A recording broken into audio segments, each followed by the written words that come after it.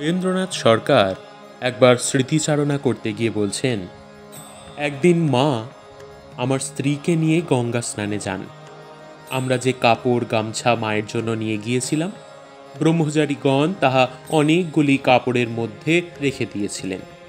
মা কিন্তু তার ভেতর থেকেই আমাদের দেওয়া কাপড় ও গামছা নিয়ে স্নান করতে গেলেন। গঙ্গা স্নান করে ঘাটের ব্রাহ্মণকে মা একটি পয়সা দিয়ে বললেন, বৌমাকে চন্দন পরিয়ে দাও তো। আহারের সময় নিজ পাত থেকে তাহাকে প্রসাদ দেন এবং আহারান্তে বিশ্রামের সময় পদসেবা করতে বলেন। আমার মেয়েটি একখানি কম্বলে শুয়ে তাহা নোংরা করেছিল। আমার স্ত্রী তাহা ধুয়ে দিতে উদ্যত হলে মা তাহার হাত থেকে উহা কেড়ে নিয়ে ধুয়ে আনলেন। পরিবার জিজ্ঞাসা করেছিল, মা তুমি কেন ধোবে? মা আমার উত্তর করেছিলেন, কেন ধোবো না, ও কি আমার পর? বিকেলে আমি উদ্বোধন অফিসে গিয়ে দেখি একমাত্র উপেনবাবু রয়েছেন। শুনলাম অন্য সকলে বিবেকানন্দ সোসাইটির উৎসবে গিয়েছেন। আমি নিজেই উপরে উঠে মাকে প্রণাম করতে তিনি বললেন, দেখো আজ ছেলেরা কেউ নেই, ভক্তদের দর্শনের দিন, তুমি আজ সকলকে ডেকে আনবে, প্রসাদ দেবে।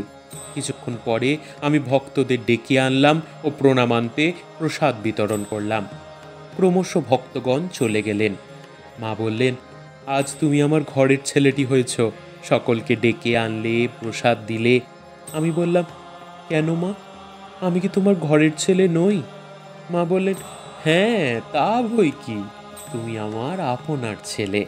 এই বলে আমার পরিবারকে বললেন, হ্যাঁ মা, সকলেই আমার ছেলে, তবে কারো কারো সঙ্গে বিশেষ সম্পর্ক।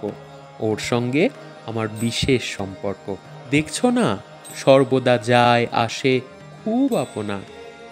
তারপর আমাদেরকে প্রসাদ ও পান দিয়ে মা আমার চিবুক ধরে সস্নেহে বললেন, আর ভয় কি, খুব সহজ হয়ে গেছো তো, তোমাদের এই শেষ জন্ম।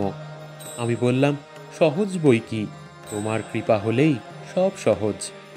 আমার স্ত্রী শ্রী শ্রী মায়ের জন্য একটি আসন তৈরি করে নিয়ে গিয়েছিলেন। সেটি পেয়ে মায়ের খুব আনন্দ। সকলকে দেখান আর বলেন, আহা দেখো, বৌমাকে এমন সুন্দর আসন তৈরি করেছে। ভক্তের একটি সামান্য জিনিস পেয়ে তাহার এত আনন্দ।